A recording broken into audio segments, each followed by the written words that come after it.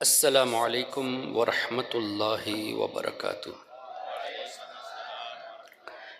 نحمدہ ونصلی ونسلم علی رسولہ الکریم، اما بعد فاعوذ باللہ من الشیطان الرجیم، بسم اللہ الرحمن الرحیم۔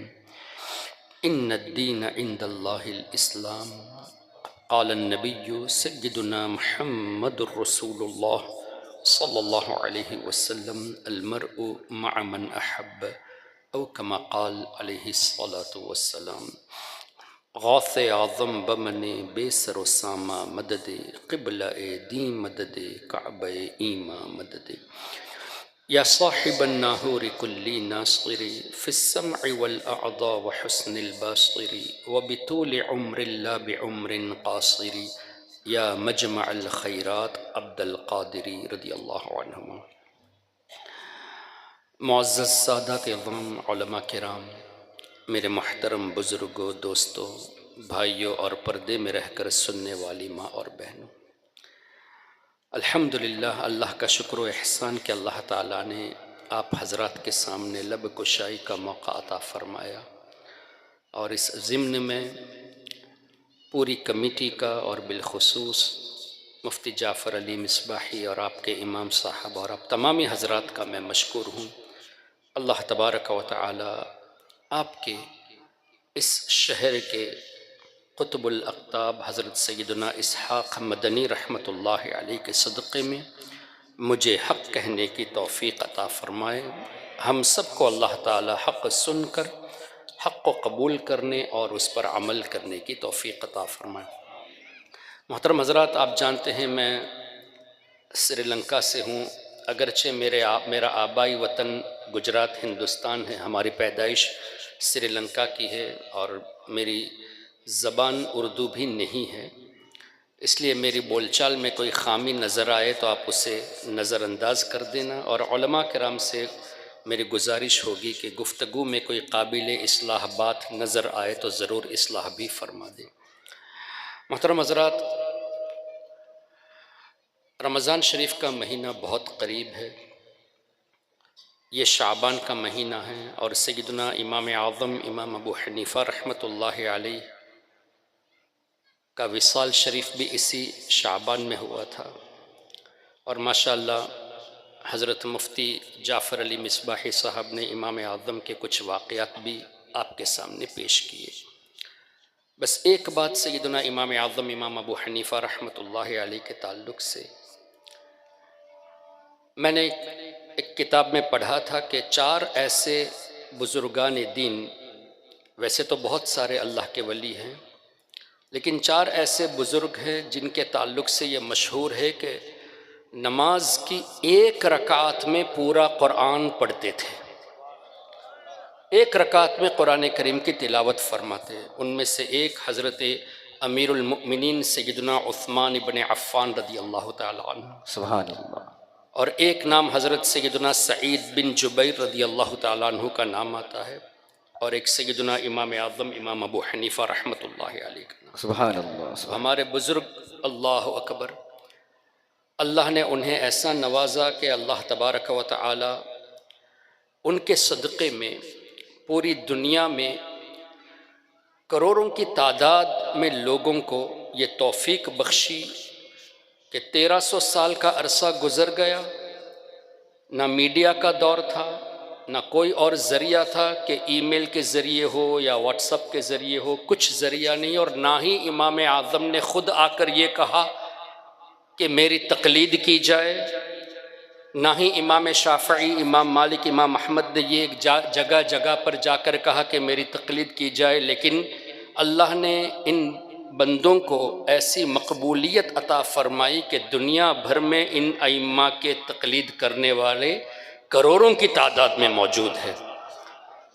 سری لنکا پورا دیکھ لیں، شافعی مذہب، انڈونیشیا امام شافعی کے مقلد، ملیشیا امام شافعی کے مقلد، مصر، یمن، جبکہ امام شافعی انڈونیشیا تشریف نہیں لائے، سری لنکا تشریف نہیں لائے، لیکن مقبولیت۔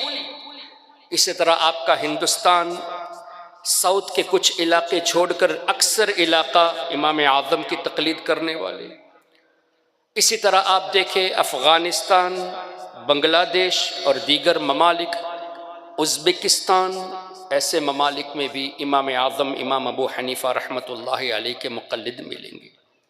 اللہ تبارک و تعالی ان کے صدقے میں ہم سب کی بخشش فرمائے، اور جس عقیدے پر وہ تھے، اختلاف صرف فروعی مسائل میں تھا، وہ بھی اس لیے نہیں کہ وہ غلط میں صحیح، بلکہ ان کے اجتہاد سے جو انہوں نے سمجھا، اللہ کی توفیق سے انہوں نے مسائل بیان کیے، اور وہ مسائل بھی ایسے نہیں کہ امام اعظم نے کسی مسئلے کو فرض کہا ہو اور امام شافعی نے اس کو حرام قرار دیا ہو، ایسا بھی نہیں۔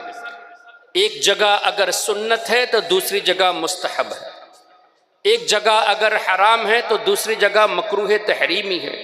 اس طرح کا فرق ہے، نہ کہ اپوزٹ میں، فرض اور حرام کا نہیں ہے۔ اور جہاں تک بات ہے عقیدے کی، تمام ائمہ کرام اہل سنت و جماعت سے تھے، اور یہ تمام ائمہ کرام کے بارے میں حدیث پاک کی روشنی میں بشارت بھی دی گئی ہے۔ کیا حضور علیہ السلام نے یہ نہیں فرمایا خیر القرون قرنی ثم الذین یلونہم ثم الذین یلونہم، او کما قال، سب سے بہتر زمانہ میرا، پھر بعد والوں کا، پھر بعد والوں کا، یعنی صحابہ کرام کا زمانہ سب سے بہتر، پھر تابعین کا، پھر تبع تابعین کا۔ سیدنا امام اعظم تابعی میں سے اور باقی ائمہ تبع تابعی میں سے، تو الحمدللہ ہم سنی مسلمان ان کی پیروی کرتے ہیں جن کو بہترین لوگوں میں کہا گیا۔ سبحان اللہ، سبحان اللہ۔ پھر مزید نبی پاک صلی اللہ علیہ وسلم کا فرمان، لا تمس النار مسلمن رآنی، آگ اس کو نہ چھوئے گی جس نے مجھے دیکھا، یعنی صحابہ کرام یہ جہنم سے آزاد، جہنم کے عذاب سے اللہ نے انہیں بچا رکھا، پاک رکھا ہے۔ لا تمس النار مسلمن رآنی، جس مسلمان نے مجھے دیکھا آگ انہیں نہ چھوئے گی، اور رآ من رآنی، اور آگ انہیں بھی نہ چھوئے گی جنہوں نے میرے دیکھنے والوں کو دیکھا۔ سبحان اللہ۔ تو امام اعظم امام ابو حنیفہ رحمۃ اللہ علیہ نے صحابہ کی زیارت کی ہے، تو حدیث پاک کی روشنی میں امام اعظم بھی جنتی ہے۔ سبحان اللہ، سبحان اللہ۔ الحمدللہ ہم ان کی تقلید کرتے ہیں جن کے لیے جنت کی بشارت دی گئی ہے، اور جو لوگ کہتے ہیں کہ ہمیں ائمہ کی تقلید کی ضرورت نہیں ہے، بہرحال وہ بھی کسی نہ کسی کی تقلید تو کرتے ہی ہیں۔ جب مسئلہ بتائیں گے، ہم پوچھیں گے یہ مسئلہ تم نے کہاں سے نکالا، تو جواب دیں گے کہ یہ ابن عبد الوہاب نجدی نے اپنی کتاب التوحید میں لکھا ہے۔ تقلید تو کی ہے نا، تقلید شرک ہے کہنے والے بھی ابن عبد الوہاب نجدی کا ریفرنس دیے، اور آگے بڑھیں گے تو کہیں گے نہیں نہیں وہ ابن تیمیہ نے اس آیت کا یہ مطلب بتایا، تو ابن تیمیہ کی بھی تقلید کی۔ کیا پتا چلا 200 سال پہلے مرنے والے ابن عبد الوہاب نجدی کی تم نے تقلید کی، اور 700 سال پہلے کے تمہارے عالم ابن تیمیہ کی تقلید کی، اور تمہارا اسلام انہی 700 سال کے اندر منحصر، اس سے آگے تم بڑھتے نہیں، تو تمہارا اسلام 700 سال سے محدود، اور ہمارا اسلام 1300-1400 سال تک جو اسلام صحابہ کرام کے ذریعے امام اعظم امام مالک امام شافعی اور امام احمد کو ملا، ان کی تقلید کرتے ہوئے ہم اسی طریقے پر الحمدللہ گامزن ہیں۔ سبحان اللہ۔ اور اللہ سے دعا ہے کہ اسی پر موت بھی نصیب فرمائے۔ آمین آمین۔ جب اس طرح کی باتیں آنے لگی، یہ شرک وہ شرک، یہ بدعت وہ بدعت، تو ایسے دور میں ضرورت پڑی ہمارے ایمان کو بچانے کی، تو اللہ تعالیٰ نے بریلی کی سرزمین میں امام احمد رضا کا انتخاب فرمایا، اور اس دور میں اعلیٰ حضرت امام احمد رضا نے انہی بزرگوں کا جو طریقہ تھا اس کو آسان طریقے سے ہمارے سامنے پیش کر دیا۔ یہی وجہ ہے کہ مسلک اعلیٰ حضرت کہا جاتا ہے، یعنی کوئی نیا طریقہ نہیں، اس دور میں صحیح طریقے کی پہچان مشکل ہو چکی تھی، تو اعلیٰ حضرت نے آسانی کے ساتھ امام سیوطی کا عقیدہ بھی بتا دیا، محدث دہلوی کا عقیدہ بھی بتا دیا، غوث اعظم امام کا عقیدہ بھی بتا دیا، سرکار احمد کبیر رفاعی کا بھی عقیدہ بتا دیا، اور تمام بزرگوں کے عقائد الحمدللہ جو صحیح العقائد تھے ان کے عقائد کو واضح کر کے اپنی کتابوں سے ہمارے سامنے پیش کر دیا، تاکہ قیامت تک کوئی ہٹنے نہ پائے سیدھے راستے سے۔ سبحان اللہ، بے شک اعلیٰ حضرت کا یہ بہت بڑا احسان۔ بے شک۔ خیر، آپ کے ائمہ کرام سے، علماء سے آپ سنتے رہتے ہیں، میں نے مناسب سمجھا کہ رمضان شریف کے تعلق سے کچھ باتیں آپ کے یہاں تراویح تو پڑھی جاتی ہیں نا، اور حافظ قرآن بھی تراویح پڑھاتے ہوں گے، قرآن کریم کی تلاوت ہوتی ہوگی، اور ماشاءاللہ خوش نصیب آپ ہیں کہ آپ کے یہاں نوری مسجد کو 100 سال ہو چکے۔ اس کا مطلب قریب قریب اعلیٰ حضرت کے دور میں یہ مسجد بنی ہے۔ بہت قابل مبارکباد آپ لوگ، بڑے بڑے بزرگان دین یہاں تشریف فرما ہوئے۔ الحمدللہ، تو آپ کے یہاں بھی قرآن کریم کی تلاوت ہوتی ہے۔ اب قرآن کریم میں ہم سنتے کیا ہیں، حافظ صاحب پڑھتے کیا ہیں؟ ویسے تو قرآن کریم میں فقہی مسائل اتنے سارے کہ نماز کے تعلق سے بھی قرآن کریم میں، روزے کے تعلق سے، حج کے تعلق سے، لیکن جس چیز کو نگلیکٹ کیا گیا ہے، نظر انداز کیا گیا ہے، یعنی فضائل مصطفیٰ صلی اللہ علیہ وسلم قرآن کی روشنی میں، یہ چیز آج بہت کم بتائی جاتی ہے۔ ہمارے علماء کے درمیان تو یہ باتیں آپ کو سننے کو ملے گی، لیکن غیر کبھی بھی قرآن سے حضور کے فضائل بیان نہیں کریں گے، الٹا قرآن کی آیت پیش کر کے یہ کہنا چاہتے ہیں کہ دیکھو اس آیت سے ثابت ہوا کہ حضور کو اللہ نے غیب کا علم نہیں دیا۔ بخاری شریف کی کوئی حدیث لائیں گے، دیکھو اس سے یہ ثابت ہوا کہ حضور کو اللہ نے اختیار نہیں دیا۔ قرآن کریم کی آیت کو پیش کر کے کہیں گے دیکھو حضور کو اپنے وصال تک کی خبر نہیں تھی، سیدہ فاطمہ الزہرا رضی اللہ عنہا کا انجام اس کا بھی حضور کو علم نہیں تھا۔ اس طرح کی باتیں قرآن اور حدیث کو کھول کر، جبکہ حقیقت یہ نہیں، یہ لوگ اس کو مسکوٹ یعنی اپنی طرف سے ترجمانی کر کے لوگوں کے عقیدے کو خراب کرنے کی کوشش میں لگے رہتے ہیں۔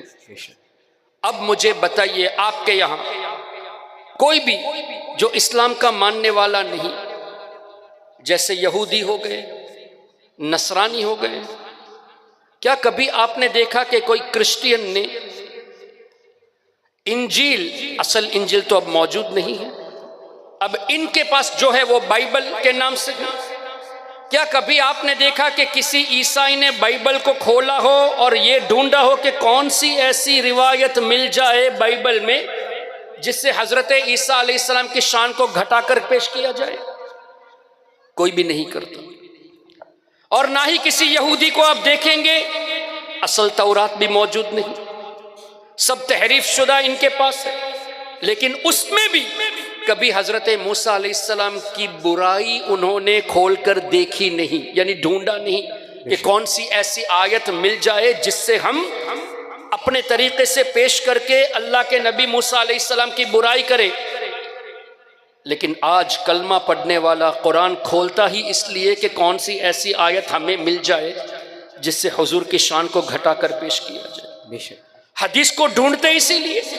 اب مناظرے میں کیا ہوتا ہے؟ یہی تو ہوتا ہے، اہل سنت کے علماء 3 راتیں 4 راتیں 10 راتیں صرف کر دیتے ہیں سرکار علیہ السلام کے علم کو ثابت کرنے کے لیے، اور ان کی طرف کے علماء، نام کے علماء، اگر واقعی میں عالم ہوتے تو حضور صلی اللہ علیہ وسلم کی برائی ہرگز نہیں کرتے۔ جن کو یہ علماء کہتے ہیں وہ ایک ہفتے تک قرآن ہی کو کھولتے ہیں، حدیث ہی کو کھولتے ہیں، لیکن بتانا یہ چاہتے کہ اس سے پتہ چلا کہ حضور کی یہ فضیلت نہیں۔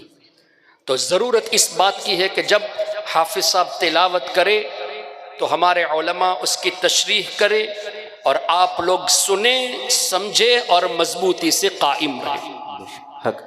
پہلا پارہ اٹھا لیں۔ اللہ تبارک و تعالی نے ارشاد فرمایا، حضرت سیدنا ابراہیم علی نبینا وعلیہ الصلاۃ والسلام نے جب کعبہ شریف کی تعمیر مکمل فرمائی، کمپلیٹ کیا، تو ایک دعا کی تھی، ربنا وجعلنا مسلمین لک ومن ذریتنا امۃ مسلمۃ لک، جس کا مفہوم یہ کہ اللہ تبارک و تعالی میری اولاد میں ایک جماعت ہمیشہ مسلمانوں کی رکھنا، میری اولاد میں ہمیشہ ایک جماعت مسلمانوں کی رکھے۔ پھر آگے فرماتے ہیں ربنا وابعث فیہم، سبحان اللہ، اور اے اللہ اس مسلمان جماعت میں سے تیرے رسول کو تو بھیجنا۔ سبحان اللہ، ربنا وابعث فیہم رسولا، تیرے رسول کو ان میں سے بھیجنا جو مسلمان ہو۔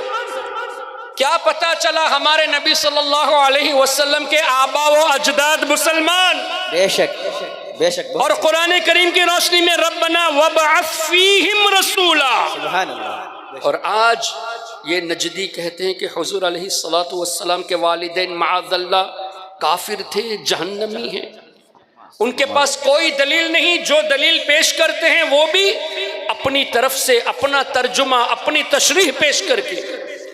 مثال کے طور پہ وہ یہ کہتے ہیں کہ نبی پاک صلی اللہ علیہ وسلم کی بارگاہ میں ایک شخص آئے اور پوچھا یا رسول اللہ میرا باپ کہاں ہے؟ تو حضور علیہ السلام نے فرمایا ان ابی و اباک فی النار۔ چونکہ یہ روایت صحیح مسلم میں ہے تو یہ ہمت میں آ گئے کہ دیکھو حضور نے فرمایا میرا باپ اور تیرا باپ جہنم میں ہے، تو اس سے یہ دلیل پیش کرتے کہ حضور علیہ الصلاۃ والسلام کے والد سیدنا عبداللہ رضی اللہ عنہ معاذ اللہ یہ جہنم میں ہے۔ جبکہ قرآن کریم سے ثابت لفظ ابی والد کے لیے بھی بولا جاتا ہے، چچا کے لیے بھی بولا جاتا ہے، دادا کے لیے بھی بولا جاتا ہے، بے شک، بہت خوب، لیکن لفظ والد صرف والد کے لیے بولا جاتا ہے۔ سبحان اللہ، بے شک، ابھی یہ والد، چچا، دادا سب کے لیے استعمال ہوتا ہے۔ والد کا لفظ یہ صرف باپ کے لیے استعمال ہوتا ہے۔ یہاں حضور علیہ السلام نے ان والدی نہیں فرمایا، ان ابی فرمایا، تو مراد ابو لہب ہوا، بے شک، حضرت عبداللہ رضی اللہ تعالیٰ عنہ نہیں ہوئے۔ اور دوسری روایت کے مطابق حضرت جناب ابو طالب کے تعلق سے بھی روایت ہے کہ حضور نے فرمایا کہ جہنم میں جب کو میں نے ان کو دیکھا تو میں نے ان کے عذاب کو ہلکا کر دیا۔ تو لفظ ابی سے والد مراد لینا اور حضور علیہ السلام کے والد حضرت عبداللہ کو جہنمی کہنا، یہ حضور سے بغض رکھنے کی علامت ہے۔ بے شک، بہت خوب، کیوں؟ Very clear. لیکن ایک اور حدیث بھی سن لیں، سیدہ آمینہ رضی اللہ تعالی عنہ کے تعلق سے بھی پیش کرتے ہیں کہ سرکار علیہ الصلاۃ والسلام نے اللہ تعالیٰ سے اجازت چاہی کہ یا اللہ میری والدہ کے لیے میں استغفار کروں، تو مجھے اجازت دے۔ اللہ نے اجازت نہیں دی۔ پھر نبی پاک صلی اللہ علیہ وسلم نے سیدہ آمینہ رضی اللہ عنہا کی زیارت کے لیے اجازت چاہی تو اللہ نے اجازت دے دی۔ اب اس روایت کو لے کے دیکھا، اگر مسلمان ہوتی تو استغفار سے اللہ نے منع کیوں کیا؟ اس سے یہ پتہ چلا کہ سیدہ آمینہ جن کو تم سیدہ آمینہ رضی اللہ عنہا کہتے ہو، حدیث کی روشنی میں وہ تو جہنم میں ہیں، جبکہ جواب اسی حدیث میں موجود ہے۔ نبی پاک صلی اللہ تعالی علیہ وسلم کی والدہ کے تعلق سے اور والد کے تعلق سے خود ہمارے نبی نے ارشاد فرمایا کہ اللہ تبارک و تعالی نے مجھے بہترین خاندان میں سے بنایا۔ جب اللہ نے مخلوق پیدا کیا تو مجھے بہترین میں رکھا، اللہ نے جب خاندان بنائے تو مجھے بہتر خاندان میں رکھا، جب گھر بنائے تو مجھے بہتر گھر میں رکھا۔ انا خیرکم بیتا و خیرکم نفسا، گھر کی حیثیت سے بھی میں ہی بہتر، ذات کی حیثیت سے بھی میں ہی بہتر۔ سبحان اللہ، سبحان اللہ، بہت حضور علیہ السلام نے اپنے خاندان کو، اپنے گھر والوں کو بہتر فرمایا۔ اور قرآن کریم فرماتا ہے یا ایھا الذین آمنوا انما المشرکین نجس، بے شک مشرکین نجس ہیں۔ تو اگر حضور علیہ السلام کے والدین معاذ اللہ مشرک ہوتے تو حضور اللہ کے حکم کے خلاف جاتے ہی کب؟ لیکن حضور نے نجس نہیں فرمایا، پاک فرمایا۔ کہ اللہ نے میری روح کو پاک باپوں سے اور پاک ماؤں سے منتقل فرمایا۔ ہمارے نبی تو قرآن کے خلاف جا ہی نہیں سکتے۔ اگر کوئی یہ کہے گا کہ حضور قرآن کے خلاف گئے تو وہ خود کافر ہو جائے گا۔ تو حضور جن کو پاک فرما رہے ہیں مطلب وہ مشرکین میں سے نہیں، کیوں مشرکین نجس ہے، اور یہ پاک فرمایا مطلب مومن۔ سبحان اللہ۔ نعرہ تکبیر، نعرہ رسالت، علماء اہل سنت، نعرہ تکبیر۔ پھر ایک اور روایت، حضرت جبریل امین علیہ السلام تشریف لائے حضور کی بارگاہ میں اور ارشاد فرمایا قلبت مشارق الارض و مغاربہا، یا رسول اللہ میں نے مشرق بھی چھان ڈالا مغرب بھی چھان ڈالا۔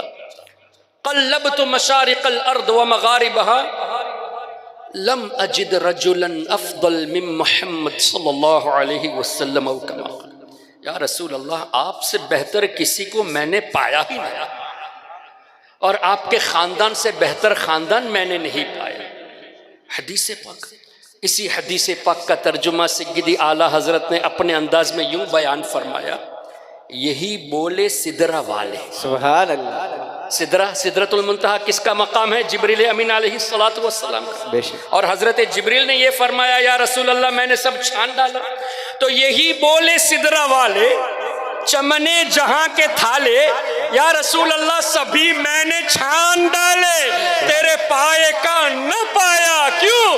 اس لیے کہ تجھے یک نے یک بنایا۔ سبحان اللہ۔ جب سبحان اللہ۔ آپ جیسا کوئی اللہ نے بنایا ہے نہیں، سبحان اللہ، تو آپ جیسا کوئی ہو ہی نہیں سکتا۔ بے شک۔ سبحان اللہ۔ تو کیا پتا چلا حضور علیہ السلام کے والدین کے تعلق سے خود حضور نے فرمایا وہ مومن، اور یہ بھی فرمایا کہ زمانے جاہلیت کے گناہ سے میرے والدین پاک۔ جب زمانے جاہلیت کے گناہ سے پاک تو سب سے بڑا گناہ تو شرک اور کفر تھا۔ بے شک۔ زنا عام تھا، شرک عام تھا اس وقت، تو جب حضور نے فرما دیا اس سے پاک مطلب شرک سے بھی پاک، اور سرکار نے یہ بھی فرمایا کہ میرے تمام آبا و اجداد، تمام امہات پاک نکاح سے ہے، سبحان اللہ۔ یعنی کسی کے درمیان معاذ اللہ کوئی غلط کاروائی نہیں تھی، سب پاک نکاح سے ہے، اور یہ بھی فرمایا میرا باپ تم سب کے باپوں میں بہتر ہے۔ سبحان اللہ۔ سبحان اللہ۔ تو کیا پتا چلا سرکار علیہ السلام ایک طرف یہ فرمائے کہ میرا باپ بہتر، میرا خاندان بہتر، میرے والدین بہتر، اور دوسری جگہ یہ فرمایا کہ وہ جہنم میں ہو ہی نہیں سکتا۔ تو کیا پتا چلا، مسلم شریف کی روایت پر کلام ہے، علماء جانتے ہیں اگر مان لیتے ہیں کہ یہی بات ہے کہ یہاں والد مراد ہے، تو علماء فرماتے ہیں اس روایت کو ریجیکٹ کرنا ضروری ہے۔ کیوں ضروری ہے؟ اللہ نے فرمایا جب تک ہم رسول نہیں بھیجتے عذاب کسی قوم پر نازل نہیں کرتے۔ بے شک۔ یعنی حضرت عبداللہ اور حضرت آمنہ کے دور میں کوئی رسول نہیں آئے تھے، تو جب رسول نہیں تھے اور انہوں نے کفر و شرک نہیں کیا تو پھر عذاب کا سوال نہیں۔ وہ جب مومن تھے، نام بتاتا ہے عبداللہ کہ وہ مومن تھے، نام بتاتا ہے آمنہ کہ وہ مومنہ تھی، اور شرک کا کوئی ثبوت نہیں، تو اس کا مطلب یہ ہوا کہ وہ جنتی ہیں۔ نبی پاک صلی اللہ تعالیٰ علیہ وسلم کے والدین جنتی، کیوں؟ قرآن فرماتا ہے کہ وَمَا كُنَّا مُعَذَّبِينَ حَتَّى نَبْعَثَ رَسُولًا، جب تک ہم رسول نہ بھیجے ہم عذاب نہیں دیتے۔ تو کیا پتا چلا اگر عذاب کی بات ان کے والدین کے تعلق سے آئے، اگر ابھی سے مراد والد لیا جائے تو روایت کو ریجیکٹ کرنا پڑے گا، ورنہ قرآن کا ریجیکشن ہو جائے گا۔ سبحان اللہ۔ سبحان اللہ۔ پھر والدہ محترمہ کی بات آئی، دیکھو استغفار کی اجازت نہیں دی، اس کا مطلب وہ کافرہ تھی، لیکن اللہ تعالیٰ کے افعال میں حکمتیں ہیں۔ اگر حضور علیہ السلام کو اللہ اجازت دے دیتا کہ اپنی ماں کے لیے استغفار کرے تو قیامت تک آنے والے لوگ کہہ سکیں گے کہ چونکہ وہ گنہگار تھی اس لیے استغفار کیا گیا۔ بے شک، بے شک۔ اور حضور نے فرمایا وہ پاک تھے، یعنی استغفار نہ کرنے میں حکمت یہ ہے کہ کوئی ان کو گنہگار بھی نہ کہے۔ اللہ کو یہ منظور نہیں کہ میرے حبیب کے والدین کو کوئی گنہگار کہے۔ نعرہ تکبیر، نعرہ رسالت، علماء اہل سنت، خطیب اہل سنت، نعرہ تکبیر، نعرہ رسالت، سبحان اللہ۔ پہلا پارہ جب تلاوت ہوا، آخر میں ربنا وبعث فیہم رسولا منہم آیا، تو الحمدللہ ہمارا عقیدہ قرآن کی روشنی میں واضح ہو گیا۔ سبحان اللہ۔ پھر دوسرے پارے میں پہنچے، رب ارشاد فرماتا ہے، حافظ صاحب تلاوت کریں گے، کما ارسلنا فیکم رسولا منکم یتلو علیکم آیاتنا ویزکیکم ویعلمکم الکتاب والحکمہ۔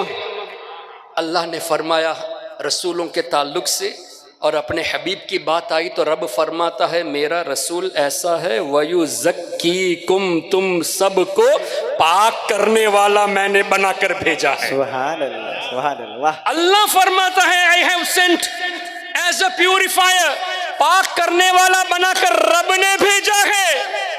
یہاں دوسرے پارے میں یہ، لیکن وہاں ایڈوانس میں ابراہیم علیہ السلام نے ان جملوں کو استعمال بھی فرمایا، ربنا وبعث فیہم رسولا منہم یتلو علیہم آیاتہ ویزکیہم۔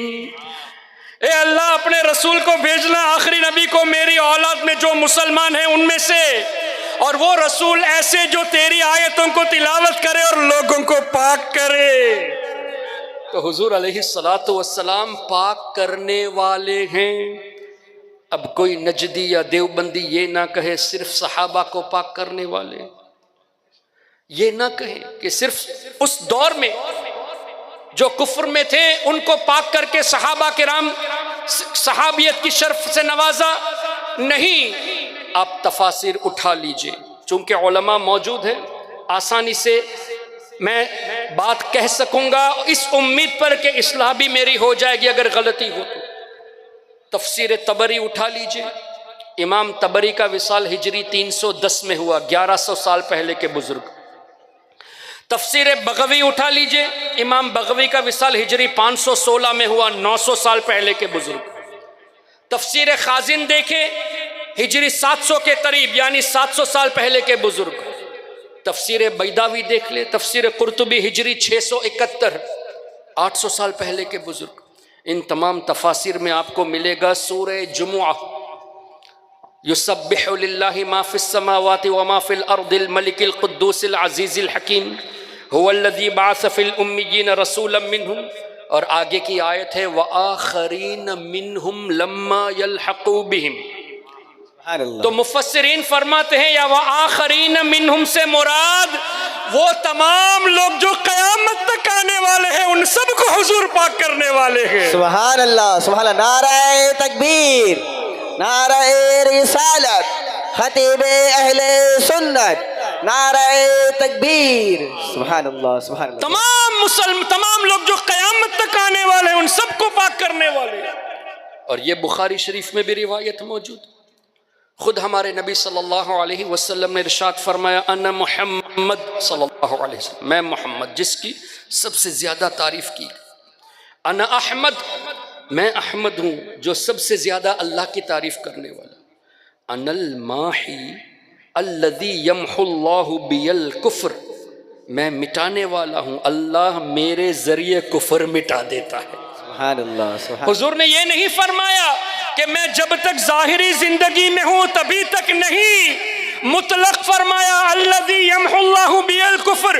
کیوں محمد بھی مطلق ہے، سرکار علیہ السلام دنیا سے پردہ کر چکے، آج بھی ان کی تعریف ہو رہی ہے، اور احمد فرمایا دنیا سے پردہ کر چکے، آج بھی اللہ کی حمد اپنے روضے انور میں بیان کرتے ہیں۔ تو اسی طرح ان الماحی فرمایا آج بھی اللہ کی عطا سے سب کو پاک کرنے کی قدرت حضور علیہ السلام رکھتے ہیں۔ سبحان اللہ، سبحان اللہ۔ اب مجھے بتائیے گناہ یہ زیادہ گہرائی میں ہے یا کفر گہرائی ہے؟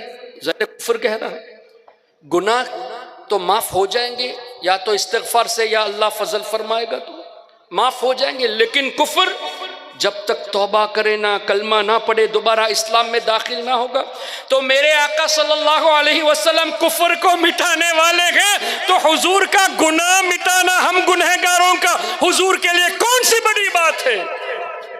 سرکار علیہ السلام اللہ کی عطا سے گناہوں کو مٹانے والے ہیں، یعنی اللہ ان کی شفاعت سے ہماری بخشش فرمانے والا ہے۔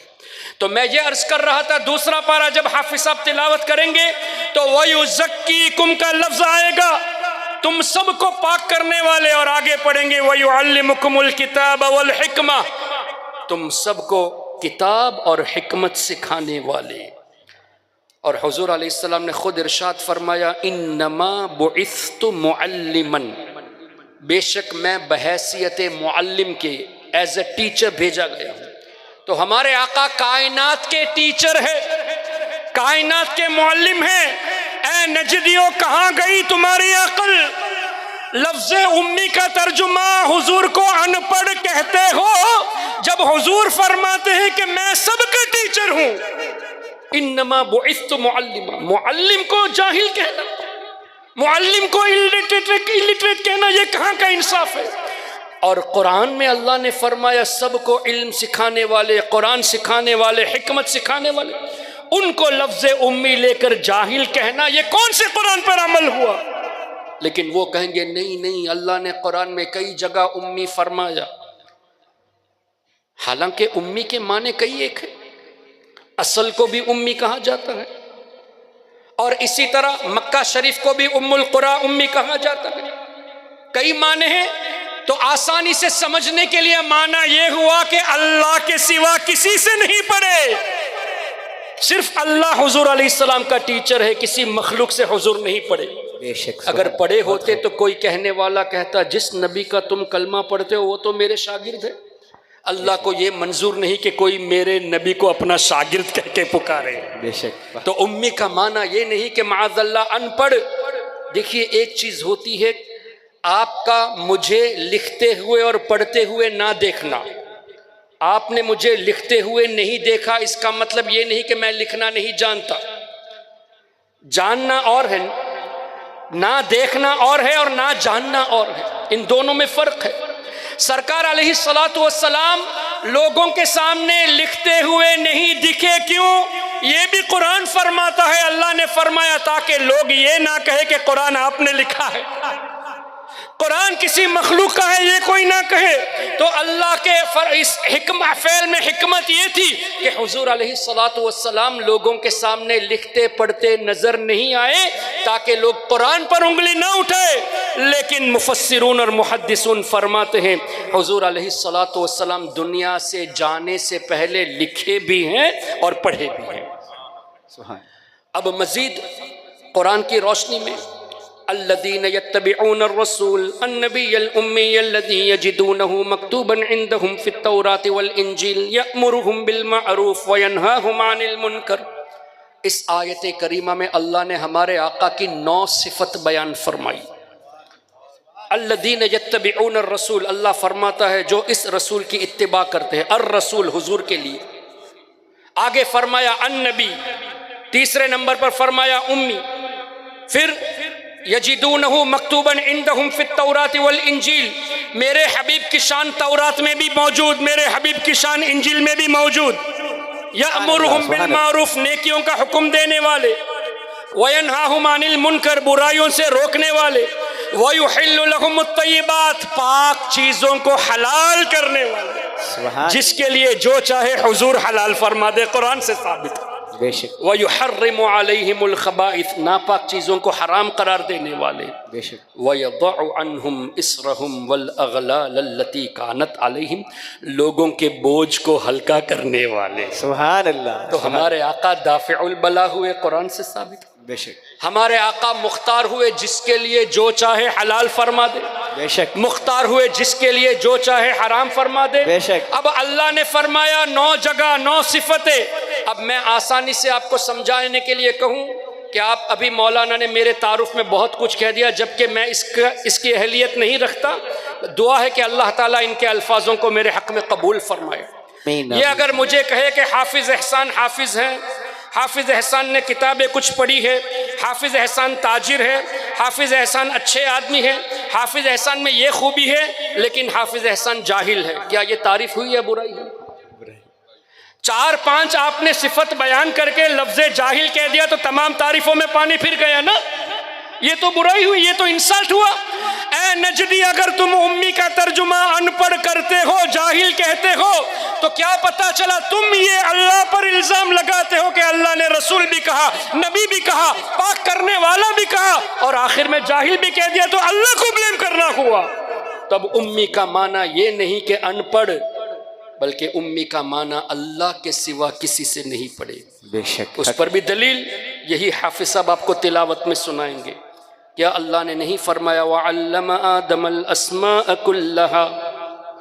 اللہ تعالیٰ نے حضرت آدم علیہ نبینا وعلیہ الصلاۃ کو تمام وہ چیزیں جو اللہ پیدا کرنے والا تھا، ان تمام چیزوں کے نام اللہ نے آدم علیہ السلام کو سکھا دیے۔ سبحان اللہ۔ وَعَلَّمَ آدَمَ الْأَسْمَاءَ كُلَّهَا ثُمَّ عَرَضَهُمْ، پھر ان چیزوں کو، ان اشیاء کو فرشتوں کے سامنے رب نے پیش کیا، علی الملائکہ فقال، اور اللہ نے فرمایا انبئونی باسماء ہؤلاء ان کنتم صادقین، اے میرے فرشتوں بتاؤ ان چیزوں کے نام۔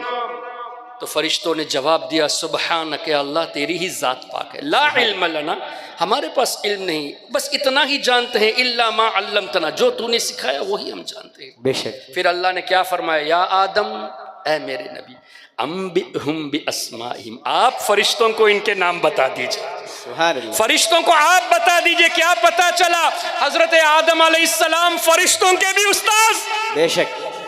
اور نکتے کی بات یہ ہے کہ فرشتوں کو سکھانے والی بات آئی تو انبئہم، ان چیزوں کے نام بتا دے، بے شک۔ لیکن جب اللہ نے فرمایا علم، تو صرف نام نہیں، ان کی تاثیر بھی اللہ نے بتا دی۔ سبحان اللہ۔ اس کو انگلش میں کیا کہیں گے، مائک کو، اردو میں کیا کہیں گے، گجراتی میں کیا کہیں گے، ملیالی میں کیا کہیں گے، چینی میں کیا کہیں گے، فرینچ میں کیا کہیں گے، جتنی زبانیں ہیں سب زبان میں مائک کو کیا کہیں گے اور مائک کے کیا فوائد ہیں، کیا نقصان ہے، سب اللہ نے بتا دیا۔ سبحان اللہ۔ علم کی تفسیر میں تمام تفاسیر موجود ہے کہ اللہ نے ڈیٹیل کے ساتھ حضرت آدم علیہ السلام کو بتا دیا، یہاں تک کہ ملکوں کے نام، شہروں کے نام، قریوں کے نام، گاؤں کے نام، درختوں کے نام، سب کچھ اللہ نے سکھا دیا۔ اور غالباً تفسیر خازن میں ہے کہ اللہ نے حضرت آدم علیہ السلام کو 7 لاکھ زبانیں سکھائی ہیں۔ سبحان اللہ۔ سبحان تو اللہ۔ ہمارے آقا تو حضرت آدم کے بھی نبی ہیں، بے شک۔ تو حضور علیہ السلام کی شان ہی کیا ہوگی۔ بے شک۔ بتانا مقصود یہ ہے کہ نبیوں کو سکھانے والا صرف اللہ تعالیٰ۔ دلیل علم آدم الاسماء کلھا۔ اور آگے بڑھے، وَلَقَدْ آتَيْنَا دَاوُودَ وَسُلَيْمَانَ عِلْمًا، اللہ ہی فرماتا ہے کہ بے تحقیق ہم نے داؤد علیہ السلام کو علم دیا، ہم نے سلیمان علیہ السلام کو علم دیا۔ سبحان اللہ۔ تو نبیوں کو سکھانے والا رب تبارک و تعالی۔ فَفَهَّمْنَاهَا سلیمان، حضرت سلیمان کو حکمت ہم نے سکھائی۔ بے شک۔ وَعَلَّمْنَاهُ مِن لَّدُنَّا عِلْمًا، حضرت خضر کو علم ہم نے سکھایا۔ تو تمام نبیوں کو سکھانے والا اللہ ہے، کوئی نبی کسی کا شاگرد نہیں۔ اور حبیب کی بات آئی تو رب فرماتا ہے الرحمن علم القرآن، رحمان نے اپنے حبیب کو قرآن سکھایا۔ نعرہ تکبیر، نعرہ رسالت، خطیب اہل سنت، نعرہ تکبیر، نعرہ رسالت۔ سبحان اللہ۔ تیسرے پارے میں پہنچتے ہیں۔ شروع میں رب فرماتا ہے تیسرے پارے کی پہلی آیت، تلک الرسل فضلنا بعدهم علی بعد، یہ رسولوں کی جماعت ہے، ہم نے بعض رسولوں کو بعض پر فضیلت دی ہے۔ منہم، ان میں سے کچھ ایسے ہیں، من کلم اللہ، جن سے اللہ نے کلام فرمایا، جیسے حضرت موسیٰ علیہ السلام سے، اور ہمارے آقا سے بھی شب معراج۔ منہم من کلم اللہ ورفع بعضهم درجات، ان رسولوں میں سے بعض کے درجہ اللہ نے اتنا بلند فرمایا کہ اللہ نے 1000 درجات نہیں فرمایا، 100,000 درجہ نہیں فرمایا، بلکہ درجات، کوئی ریسٹرکشن نہیں، کوئی کاؤنٹنگ نہیں کہ کتنے درجہ۔ مفسرین فرماتے ہیں ورفع بعضهم درجات، یہاں بعد سے مراد حضور محمد الرسول اللہ سبحان اللہ۔ صلی اللہ علیہ وسلم تمام نبیوں سے افضل، اور بعدهم درجات، کوئی قید نہیں کہ کتنے درجہ۔ آسانی سے سمجھنے کے لیے بے شک حضرت موسیٰ علیہ السلام کا درجہ بہت بلند ہے، لیکن اللہ نے فرمایا لا نفرق بین احد من رسلہ، ہم کسی رسولوں میں فرق نہیں کرتے۔ ہمارے لیے تعلیم ہے، رسول کی حیثیت سے سب برابر، درجات میں اللہ نے بعض کو فضیلت دی ہے۔ تو اللہ نے ایسا نہیں فرمایا کہ آدم علیہ السلام سے 10 لاکھ درجہ ہم نے ہمارے حبیب کے بلند کیے، حضرت موسیٰ علیہ السلام سے 5 لاکھ درجہ زیادہ دے دیا، حضرت عیسیٰ علیہ السلام سے 3 لاکھ درجہ زیادہ دے دیا، یہ نہیں فرمایا، بلکہ درجات، کوئی گنتی اللہ نے نہیں بتائی۔ جب رب نے حضور کے درجات کو واضح ہمارے لیے نہیں فرمایا، ہم ہوتے کون ہیں یہ کہیں کہ حضور کی اتنی تعریف کرتے ہو کہ اللہ تک ملا دے دو، پہلے حضور کی حد تو بتاؤ۔ بے شک اللہ نے کوئی حد ہمارے سامنے رکھی نہیں، اللہ کے نزدیک حد ہے، مخلوق کے نزدیک حضور کی کوئی حد اللہ نے بیان نہیں کی۔ سبحان تو اللہ، جب سبحان بیان اللہ، نہیں کی تو ہم کیسے جانیں؟ بے شک تبھی تو سیدی اعلیٰ حضرت امام احمد رضا رحمت اللہ علیہ نے اپنے الفاظ میں یوں فرمایا، یا رسول اللہ، آپ کے درجات کی بلندی، وَلَلْآخِرَةُ خَيْرٌ لَكَ مِنَ الْأُولَىٰ، ہر آنے والی گھڑی پچھلی گھڑی سے بہتر، ہر آنے والی گھڑی پچھلی گھڑی سے بہتر، مطلب اس وقت اور بھی حضور کے درجات بلند ہو چکے، بے شک ابھی نیکسٹ گھڑی اور بلند ہو چکے، بلند ہوتے ہی رہتے ہیں۔ جب سرکار علیہ السلام کی یہ شان ہے کہ بلند ہوتے ہی رہتے ہیں تو کہاں تک بیان کر پاؤ گے؟ تبھی تو ہمارے بزرگوں نے فرمایا، ہم سرکار علیہ السلام کی کما حقہ تعریف کر ہی نہیں سکتے۔ بے شک یا صاحب الجمال و یا سید البشر من وجهك المنیر لقد نور القمر لا يمكن الثناء كما كان حقه، کما حقہ حضور علیہ السلام کی کوئی تعریف کر ہی نہیں سکتا، بعد از خدا بزرگ توئی قصہ مختصر، سبحان اللہ۔ اور امام شرف الدین بوصری رحمت اللہ علیہ فرماتے ہیں، فَمَبْلَغُ الْعِلْمِ فِيهِ أَنَّهُ بَشَرٌ وَأَنَّهُ خَيْرُ خَلْقِ اللَّهِ كُلِّهِمْ، پورا قصیدہ بردہ شریف لکھ دیا، قصیدہ محمد لکھ دیا، اور بھی شان سرکار کی شان میں لکھ دیے، لیکن آخر میں کیا کہنا پڑا؟ وَأَنَّهُ خَيْرُ خَلْقِ اللَّهِ كُلِّهِمْ، سب تمام مخلوق میں بہتر حضور ہی ہیں۔ بے شک۔ اور اعلیٰ حضرت نے بھی کئی نعتیں لکھی، اور ایک جگہ فرماتے ہیں، یا رسول اللہ، کن کن الفاظ سے میں آپ کو یاد کروں؟ سرور کہوں بے شک کہ مالک کہوں، مولا کہوں، کہوں تجھے، واہ، سرور کہوں کہ مالک و مولا کہوں تجھے، باغ خلیل کا گلے زیبا کہوں تجھے۔ سبحان اللہ۔ یا رسول اللہ، تیرے تو وصف، آپ کے جو اوصاف، جو کوالٹی، جو ایٹریبیوٹس ہیں، عیب تناہی سے ہیں بری، ختم ہونے کے عیب سے پاک، یعنی کسی چیز کی انتہا بھی عیب میں شمار کیا ہے۔ یا رسول اللہ، قرآن کی روشنی میں وَلَلْآخِرَةُ خَيْرٌ لَكَ مِنَ الْأُولَىٰ، دن بدن، مومنٹ بہ مومنٹ، سیکنڈ بہ سیکنڈ بڑھتے رہتے ہیں، تو یہ ختم ہونے کے عیب سے بھی پاک۔ جب یہ شان ہے تو حیران ہوں میرے شاہ، میں کیا کیا کہوں تجھے؟ سبحان اللہ، سبحان تیرے تو وصف عیب تناہی سے ہیں بری، حیران ہوں میرے شاہ، میں کیا کیا کہوں تجھے؟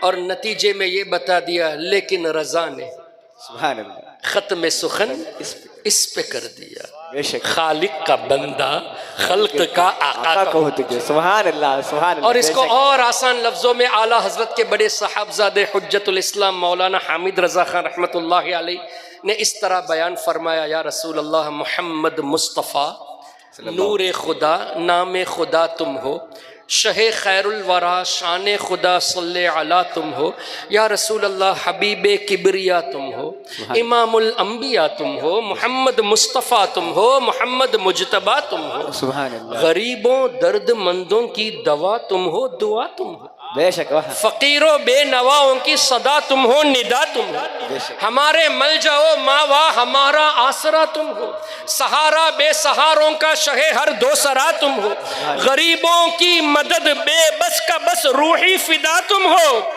یا رسول اللہ، آپ کی یہ شان کہ حسینوں میں تم ہی تم ہو، سبحان اللہ، واہ، حسینوں میں تم ہی تم ہو۔ سبحان اللہ، دیکھیے، یہ بھی صحابی رسول کے کلام کا ترجمہ ہے، وَأَحْسَنُ مِنْكَ لَمْ تَرَ قَطُّ عَيْنِي۔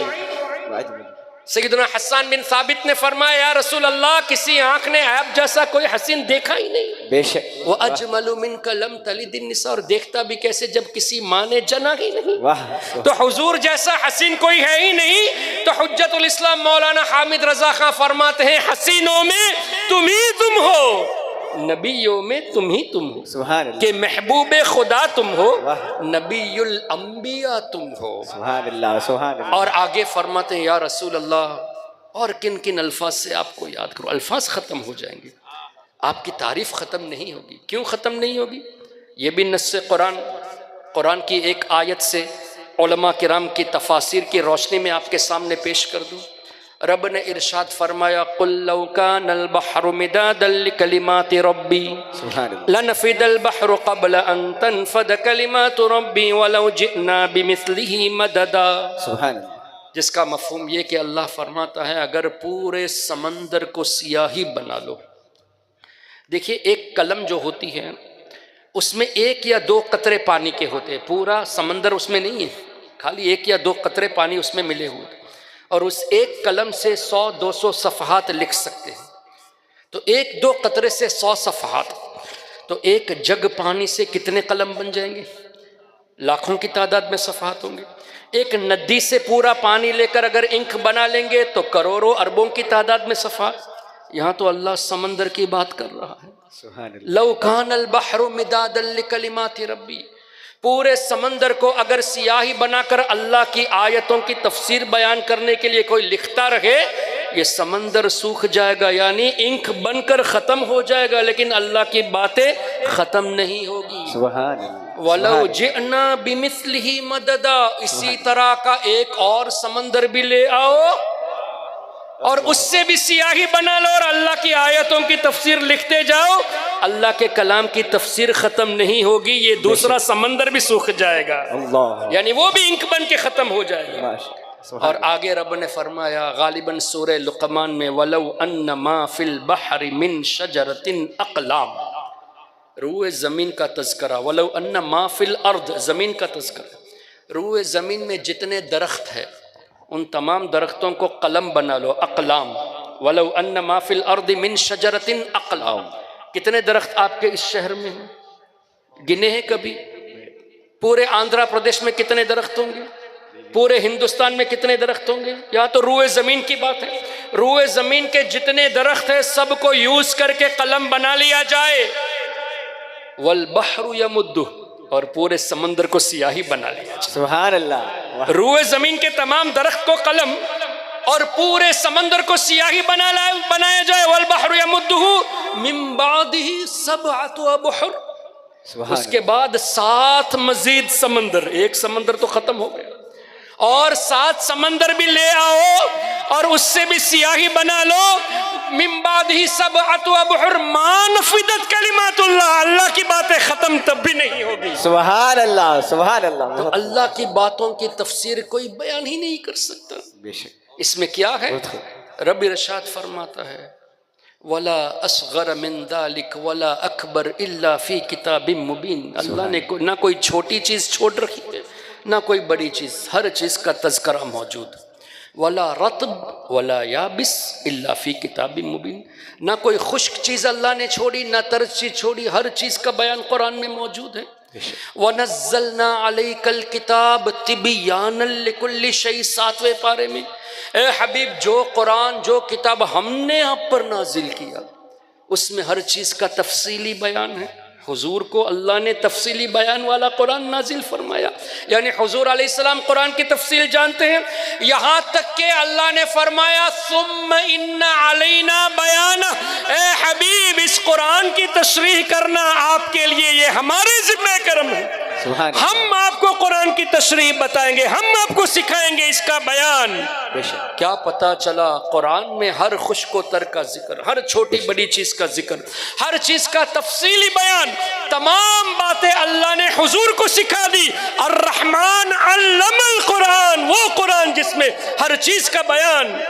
اب جب قرآن کی باتیں کوئی ختم نہیں کر سکتا، 7 ایکسٹرا سمندر کو لے کر بھی روئے زمین کے تمام درختوں کو قلم بنا کر بھی ختم نہیں کر سکتا، تو یہ قرآن اللہ نے اپنے حبیب کو سکھایا۔ اس سے کیا پتا چلا حضور کا علم، پورا قرآن حضور کا علم۔ تب حضور علیہ السلام کے علم کو لکھنا شروع کرو کہ اللہ نے حضور کو کتنا علم دیا۔ اب اس کو شروع کرنے کے لیے آپ کے لیے ضرورت پڑے گی پورے روئے زمین کے درخت کو قلم بنا لیا جائے، پورے سمندر کو سیاہی بنا لی جائے، اس کے بعد مزید 7 سمندر لے لیا جائے، تمام چیزیں ختم ہو جائے گی۔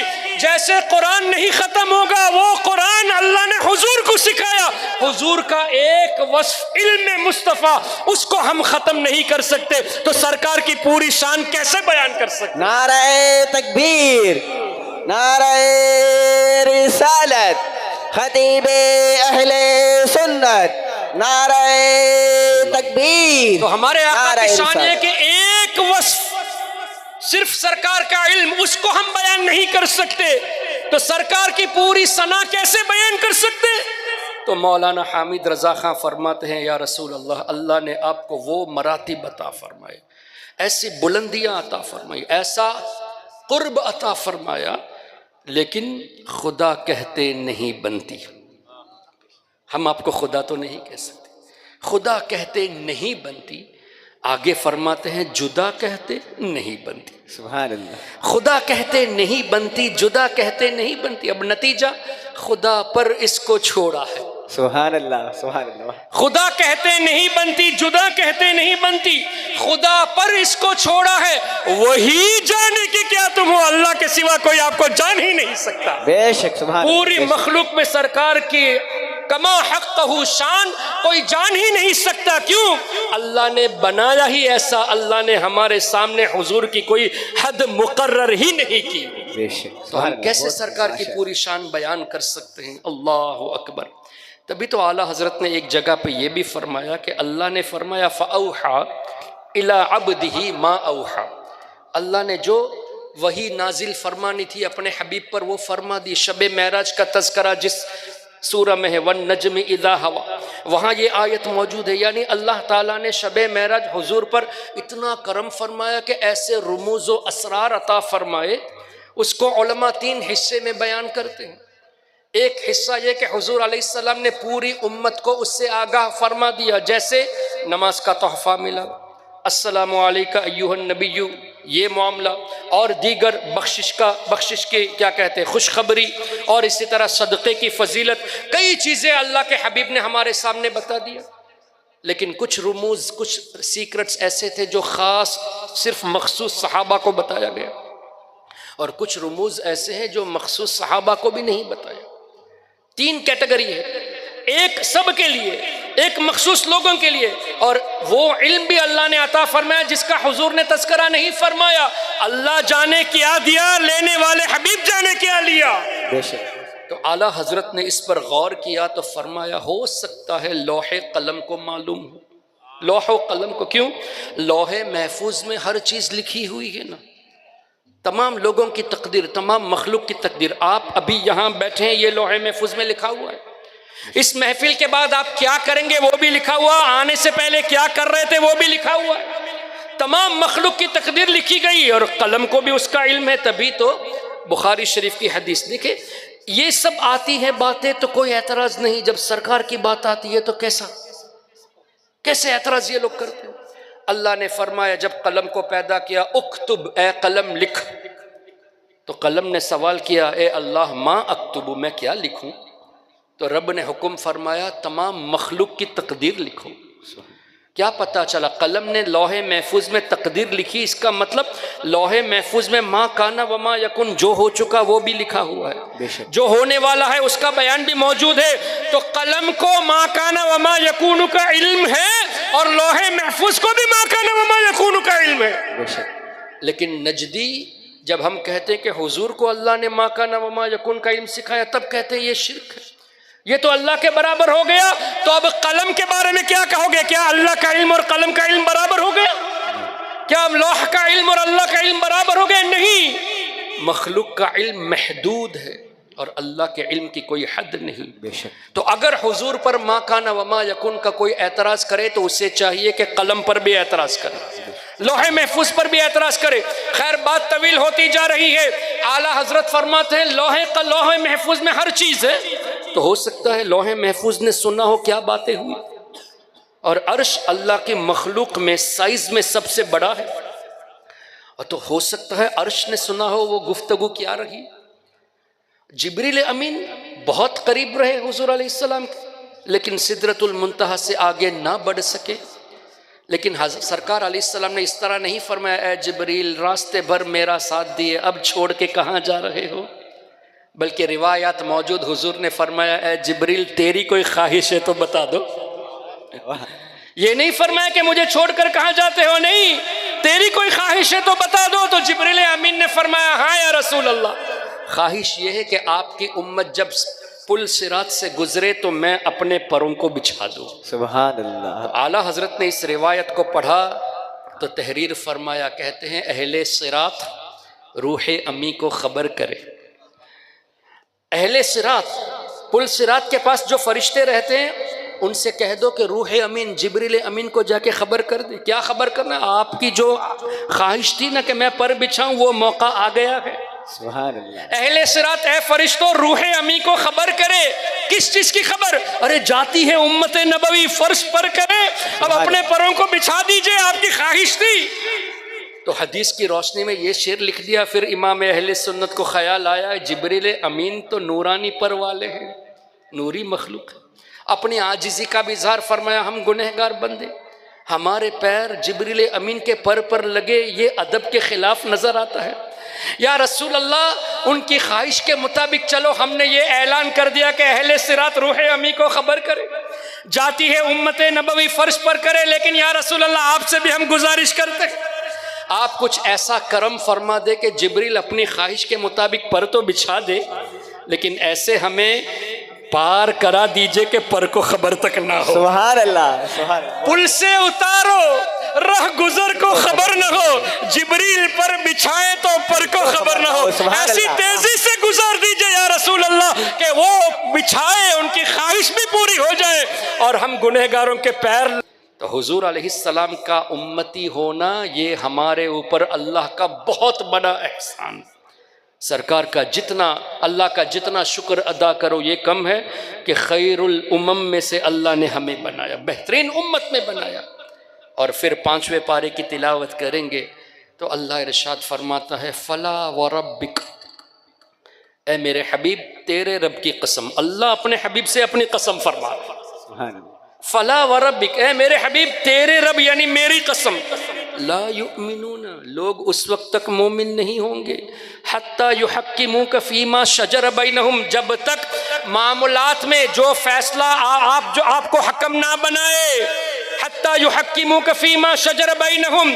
اور اے حبیب آپ نے کوئی فیصلہ سنا دیا تو دل میں یہ بھی نہ ہو کہ حضور نے ایسا فیصلہ کیوں کر دیا، یہ خیال بھی دل میں نہ آئے۔ اس کی تفسیر میں ایک روایت، ایک واقعہ، فاروق اعظم رضی اللہ تعالیٰ عنہ کے دور میں فاروق اعظم کے پاس یہ معاملہ آیا تھا۔ اس سے پہلے سرکار علیہ السلام کے پاس ایک منافق اور ایک یہودی اپنے معاملات میں کوئی جھگڑا ہو گیا تھا، کوئی ڈسپیوٹ ہو گیا تھا، تو حضور کی بارگاہ میں گئے۔ حضور علیہ السلام نے یہودی کے حق میں فیصلہ فرمایا کہ یہاں اس کی غلطی ہے، یہودی یہاں صحیح ہے۔ تو یہودی نے کہا کہ نہیں، وہ منافق نے کہا کہ چلو عمر جو ہے نا یہ فیصلہ کرنے میں ذرا بہت مانے جاتے ہیں، چلو عمر کے پاس جاتے ہیں۔ ٹھیک ہے، تم اپنے نبی کی بات تک نہیں مانتے، چلو عمر کے پاس جاتے ہیں۔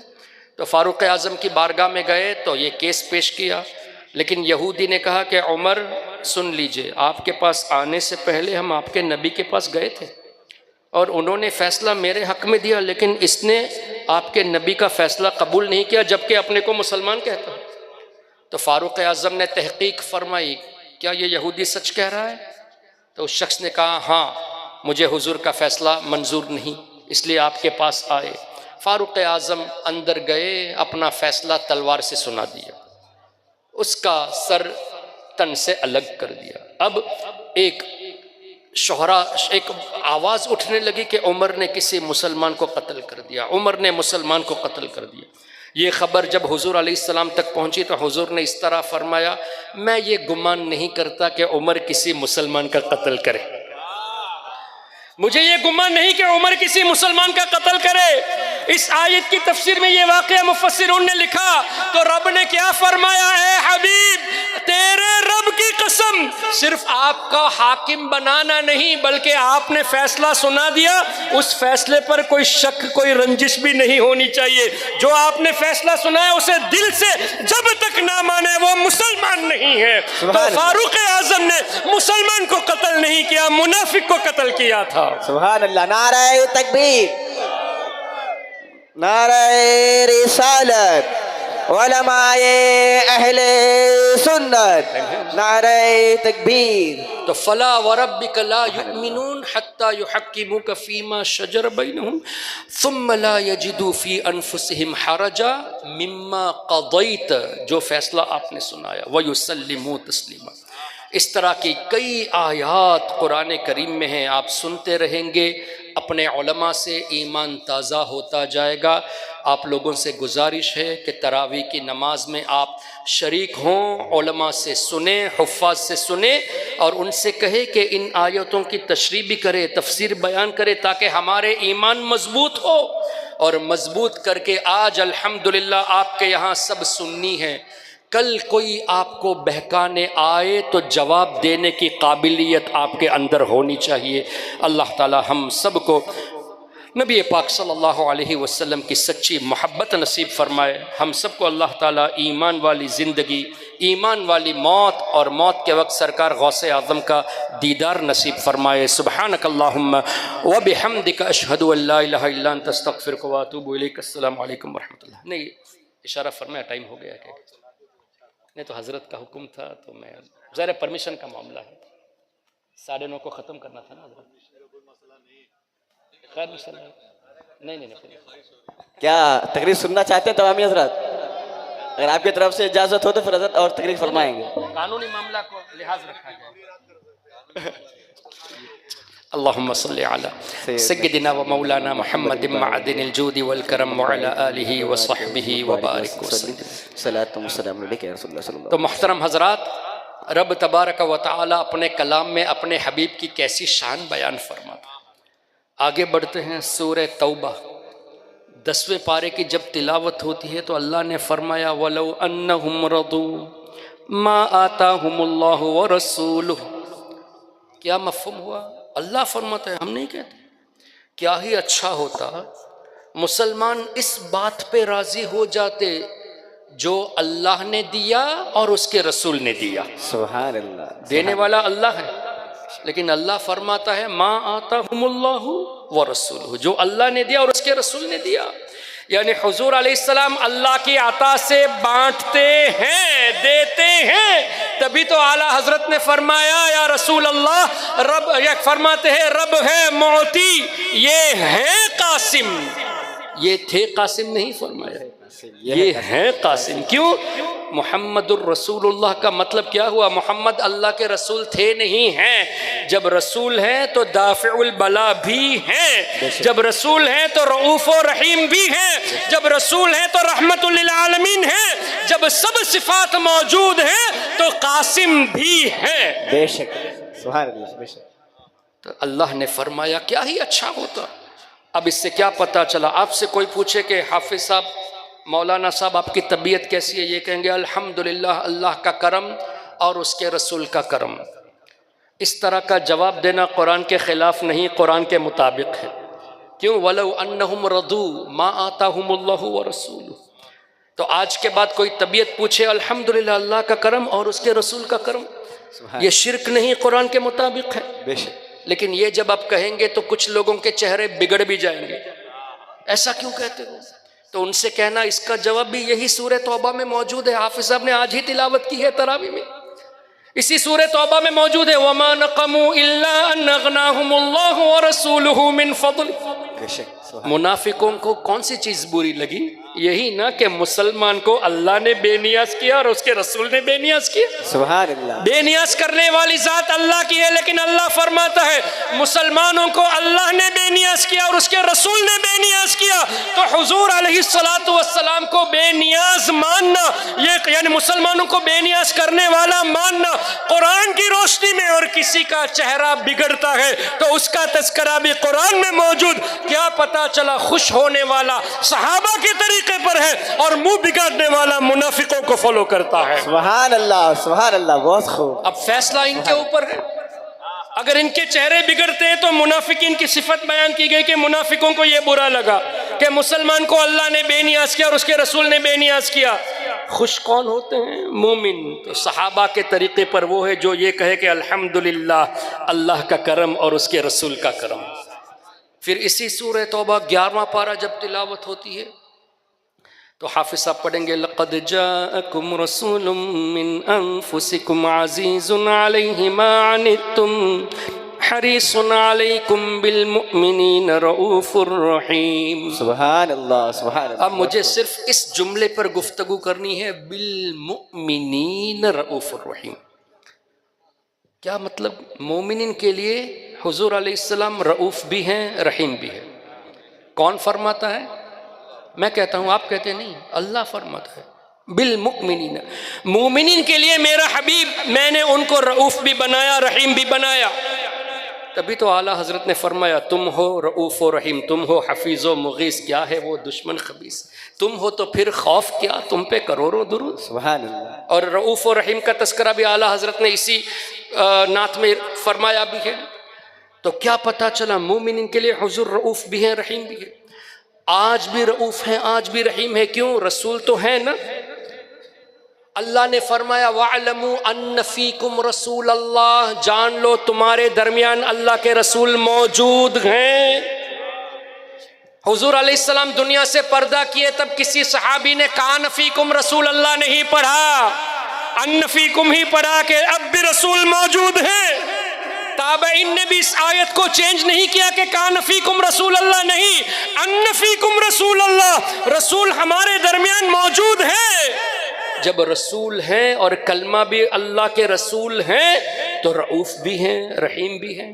سبحان۔ اب اگر کوئی یہ کہتا ہے کہ نہیں جب تک ظاہری زندگی میں تھے تب تو ہم رؤوف مانیں گے، ہم رحیم مانیں گے، اب نہیں مانتے تو آپ کو ان سے جھگڑا نہیں کرنا ہے۔ کیوں جھگڑا نہیں کرنا ہے؟ علم ہے، صلاحیت ہے، قابلیت ہے تو آپ دلائل سے سمجھائیں۔ اور اگر ایسا ہو کہ آپ سمجھانے جائیں اور وہ الٹی باتیں کر کے قرآن اور حدیث کو غلط طریقے سے پیش کر کے آپ کو بہکا دے تو آسان یہ ہے کہ جھگڑا ہی مت کرو۔ عوام کیا کرے؟ ایک ہی جملہ دیکھو، رب نے فرمایا مومنین کے لیے رؤوف ہے، مومنین کے لیے رحیم ہے۔ اگر تم اپنے کو مسلمان مانتے ہو تو حضور کو آج بھی رؤوف مانو، بے شک۔ اگر اپنے کو مومن مانتے ہو تو آج بھی رحیم مانو۔ الحمدللہ ہم مسلمان ہیں تو آج بھی ہمارے نبی ہمارے لیے رؤوف ہیں، آج بھی رحیم ہے۔ تم اگر نہیں مانتے تو اس کا مطلب تم اپنے کو مومن نہیں مانتے، تو تم سے جھگڑا ہی کیوں کریں ہم؟ بے شک۔ پہلے اپنا ایمان والا ہونا ثابت کرو، اگر ثابت کرتے ہو تو مومن کہتے ہو تو حضور کو بالمؤمنین رؤوف الرحیم کے تحت حضور کو آج بھی رؤوف ماننا پڑے گا، رحیم ماننا پڑے گا۔ بے شک، سبحان اللہ، بہت خوب۔ کتنی کلیئرٹی ہے قرآن کریم میں، کتنی وضاحت ہے قرآن کریم میں، اس کے بعد بھی لوگ ماننے سے انکار کرتے ہیں، یہ کہاں کا انصاف ہے؟ اللہ اکبر۔ پھر اسی طرح اللہ نے فرمایا سورہ احزاب میں 22ویں پارے کی نہیں 21ویں پارے کی جب تلاوت ہوتی ہے تو حافظ صاحب کہیں گے النبی اولا بالمؤمنین من انفسہم وازواجہ امہاتہم۔ رب نے فرمایا میرا نبی مومنین کے اپنی جانوں سے زیادہ قریب ہے۔ سبحان۔ جان سب سے قریب ہے نا، بے شک۔ لیکن اللہ فرماتا ہے، اس کی کئی تفسیر ہے، مالک بھی کہا گیا، مختار بھی کہا گیا، حضور کو اللہ تعالیٰ نے اس طرح کے مومنین کی اپنی جانوں سے زیادہ مالک ہے، یہ بھی تفسیر ہے، قریب ہے، یہ بھی تفسیر ہے، اولا کے کہیں معنی۔ تو اولا اللہ فرماتا ہے مومنین کی ان کی جو جان جتنی قریب ہے اس سے بھی زیادہ حبیب قریب ہے۔ محترم حضرات، اب ان دونوں آیتوں کو دیکھیں، لقد جاءکم رسول من انفسکم عزیز علیہ ما عنتم۔